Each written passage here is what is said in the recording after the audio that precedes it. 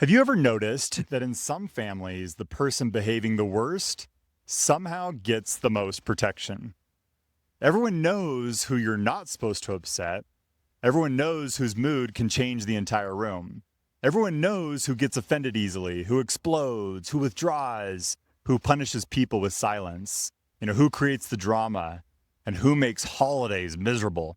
And somehow, instead of expecting that person to change, the entire family learns to adjust the room around them. Don't bring that up. Just let it go. You know how he is. Please don't upset her. Can you just apologize? Let's just keep the peace. And before long, the person causing the most disruption is being asked to change the least, while the more reasonable person is being asked to absorb more, tolerate more, forgive more, apologize more, and accommodate more. Why does that happen?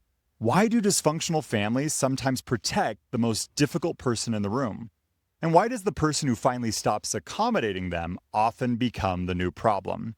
That's what we're talking about today. I'm John LaFron, and this is Cleave Answers, where we talk about difficult family relationships, boundaries, marriage, estrangement, reconciliation, faith, and healing through both psychological and a spiritual lens.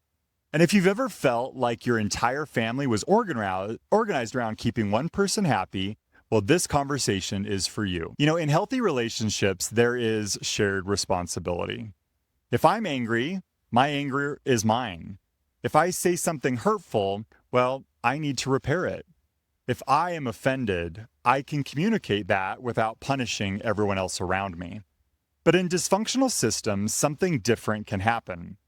The family starts organizing itself around the person who is least able or least willing to regulate themselves. That might be the person who gets angry or controlling or emotionally fragile or critical or manipulative or unpredictable. And over time, everyone learns the rules. Don't challenge dad when he's upset. Don't disagree with mom when in public. Don't tell grandma the truth. And don't correct your brother. Don't bring your spouse into this. Don't say anything that might make her feel excluded. Don't mention what happened last Christmas. Don't ask for accountability. And the family begins functioning around one central question. How do we keep this person from reacting? And that is a very different question from what is healthy. And that difference is super important in why we're talking today. The easiest person to pressure gets the most pressure. And this is one of the strangest paradoxes in unhealthy families. People often put the most pressure on the person who is the easiest to reason with. Think about it. If one sibling screams, hangs up the phone, threatens to stop speaking to everyone, and refuses to apologize, and another sibling is calm, reflective, and willing to talk, who does the family usually call? The calm one, right? Can you just reach out? Can you be the bigger person? I know she handled it badly, but can you just let this go? You know how he is. Why? Because they already know the difficult person is unlikely to cooperate. So they pressure the person who might. It is often not because they genuinely believe that person is more responsible. It's because that person is more reachable. And over time, being reasonable can become a liability. The healthiest person gets assigned responsibility for everybody else's emotional stability. And if you've been this person, you know it gets incredibly exhausting. Let's talk about you know how they are. That phrase, it deserves its own discussion. You know how he is, you know how she gets, and it sounds harmless. Sometimes it even sounds compassionate. But I want you to notice what it can communicate. It communicates, we have accepted that this person will not change, so you need to. We are lowering the expectation for one person and raising it for everyone else. And sometimes that is necessary, but for a short term. If someone is intoxicated or unstable or unsafe, you may need to adjust your behavior to protect yourself. But that is very different from making permanent accommodation the moral expectation of the family. If every holiday requires everyone to tiptoe around one person, if every disagreement requires everyone else to surrender, and if every boundary is viewed as an attack, if everybody's peace depends on one person never being uncomfortable, then you do not actually have peace. What you have is appeasement. And appeasement can look peaceful for a long time until somebody stops participating. And this is when the peacekeeper can become the enabler. And a lot of families, they have a peacekeeper. Now, this is the person who makes the phone calls and smooths things over and changes the subject and explains what somebody really meant. They apologize on behalf of other people and they tell everyone not to take things personally. That person is often seen as loving, and sometimes they are, but there is a difference between being a peacemaker and becoming an enabler. A peacekeeper helps move people toward truth, towards accountability, and towards repair and reconciliation. An enabler helps prevent consequences. A peacemaker may say, you both need to talk about what happened, but an enabler says, please just apologize so that we can move on. A peacemaker asks both people to own their behavior. An enabler places the burden on whichever person is easiest to pressure. And this is really important spiritually too. Jesus Christ taught peacemaking, but biblical peace is not the absence of tension at any cost. Sometimes truth creates this tension before it creates peace. If the only way that a family can remain peaceful is by silencing one person, ignoring harmful behavior, or asking everyone to accommodate dysfunction, that peace is fragile because it's not built on truth. So let's talk about why families protect the difficult person. Why does this happen? And there are several reasons. The first one is fear. People may genuinely be afraid of the reaction. They know what happens when that person gets angry.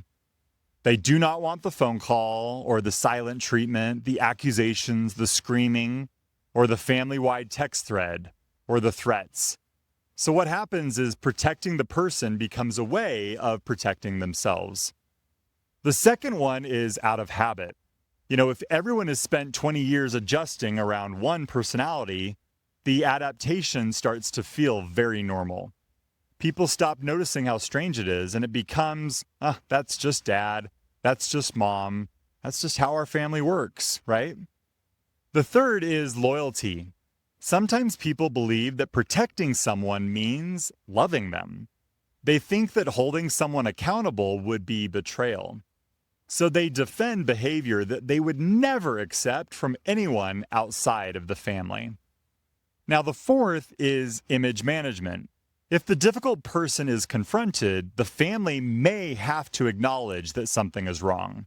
And it can be easier to preserve the image of a close, happy family by pressuring the person who is raising the concern. And fifth, the family system rewards predictability. If everybody knows their role, even unhealthy roles can feel safer than change. One person explodes, another placates, another disappears, another makes jokes, and another cleans up the mess.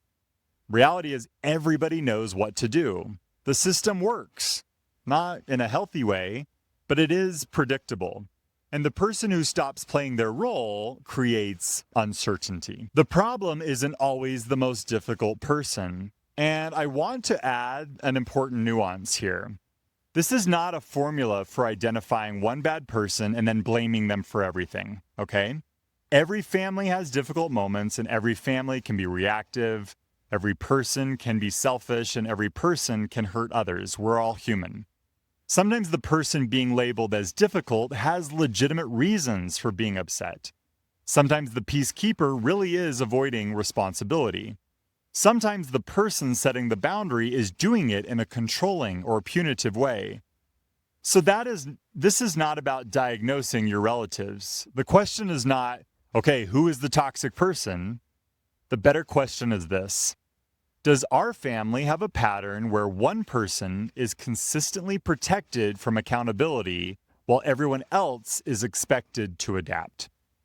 That is a pattern that we are examining today. And the goal is not to reverse the blame. The goal is to restore shared responsibility. I want you to think about this. The most difficult person often has the most power. Have you noticed that?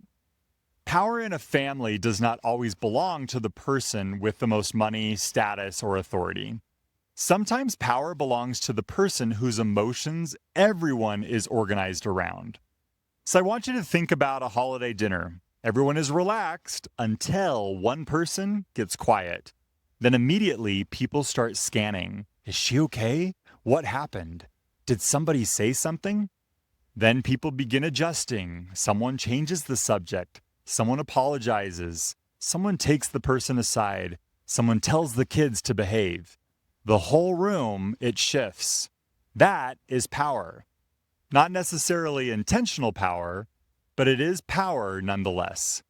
If one person's emotional state routinely determines everybody else's behavior, that person may be exerting enormous influence over the system.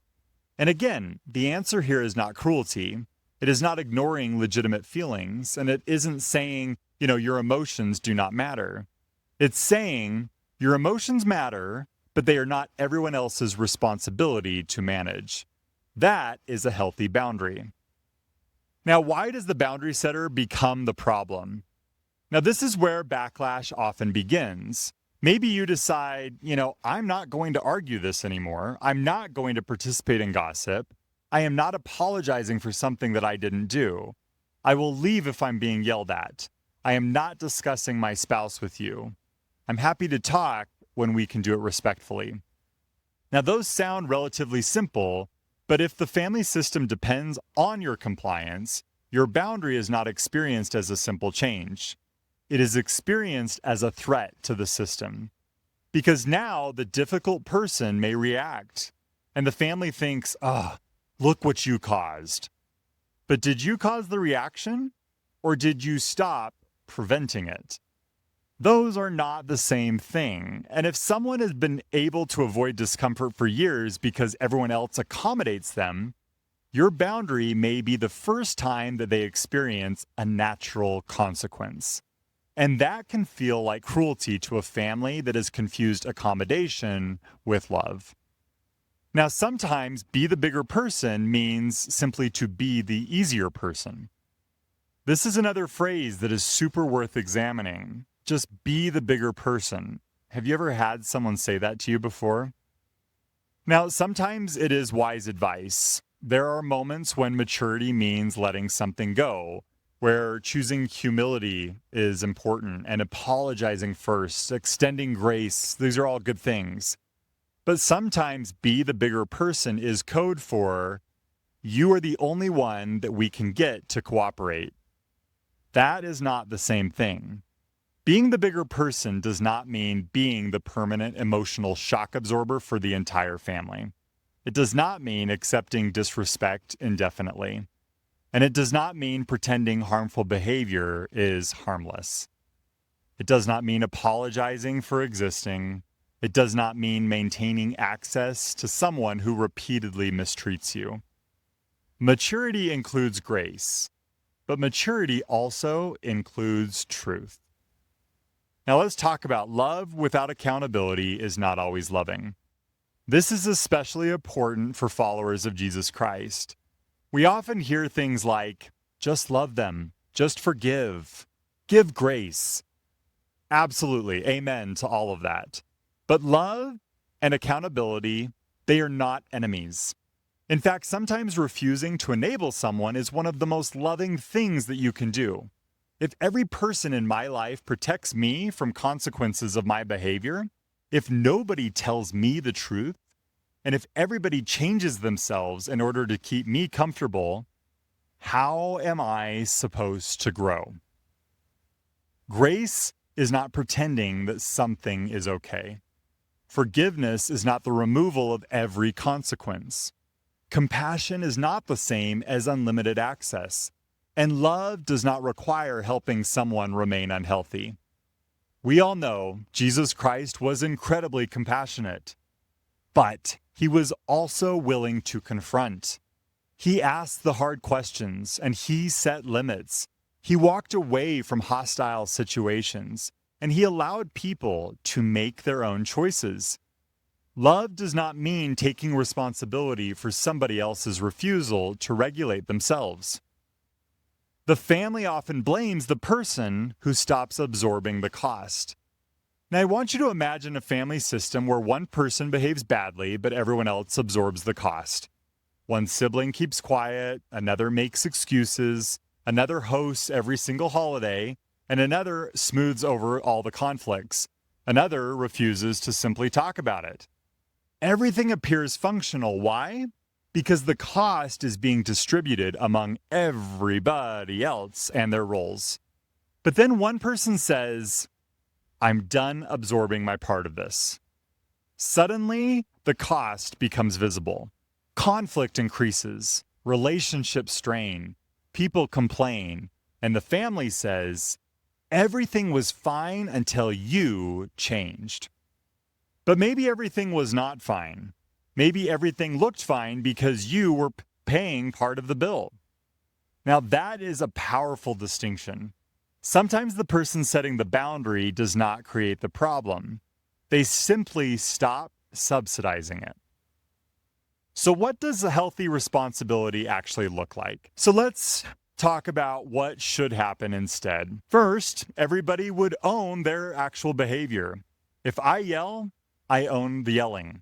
If you insult me, well, you need to own the insult. If I respond badly, I own my response. And if you manipulate, well, you own the manipulation. We do not have to decide who is the good person and who is the bad person. We can identify specific behavior.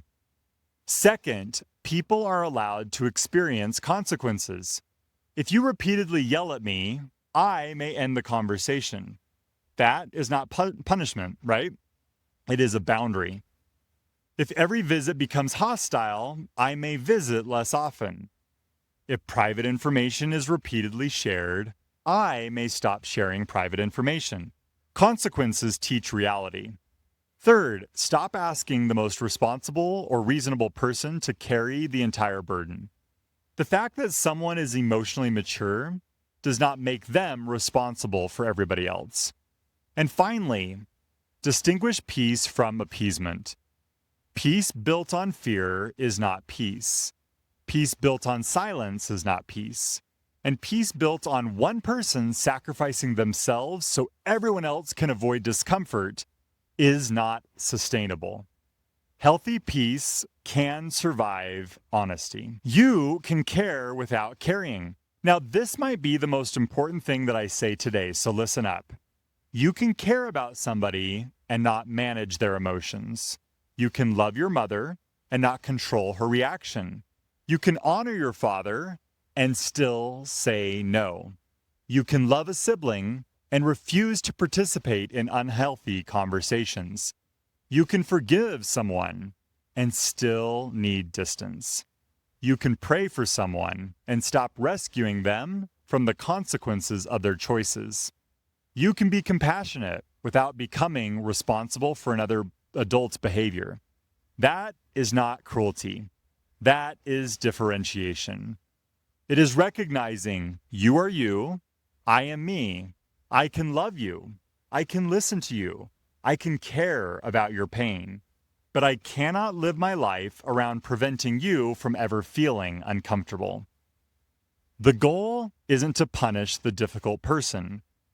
And I really want to end with this because I think it's really important.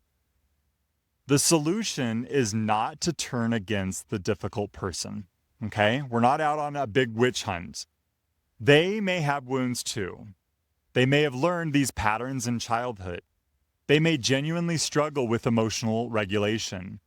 They may not even realize the power their reactions have gained within the family. So the goal is not, now everybody stop protecting them and let's attack them instead. No. The goal is to change the system, to stop organizing the entire family around one person's reaction, to allow accountability to be shared, to allow truth to be spoken, to let consequences exist, and to make room for every person, including the difficult person, to grow. Because protecting someone from accountability, it may feel compassionate in the moment, but sometimes it simply is keeping them trapped.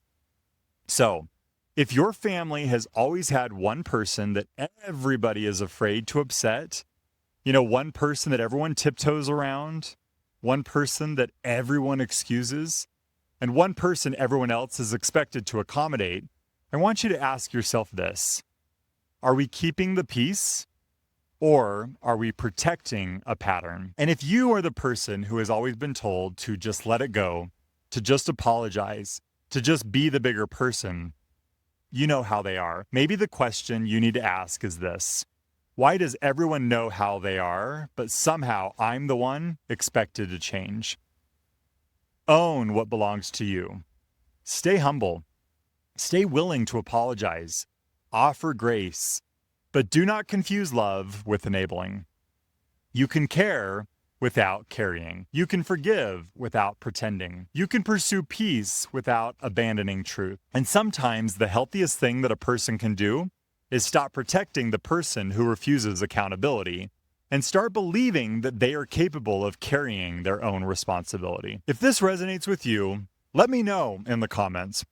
I want to know, did your family have someone everyone was afraid to upset? And what happened when someone finally stopped accommodating them?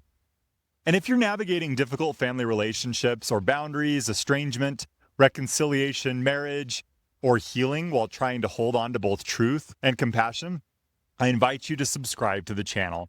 That is exactly what we talk about here in this Cleave Answers series. And if you haven't watched my episodes on why dysfunctional families turn on the truth teller and why dysfunctional families need a scapegoat, I encourage you to watch those next. Because these dynamics, they're all connected, and I'll link them right here. Until next time, love people deeply, but don't confuse loving them with protecting them from accountability. I hope you have a great one.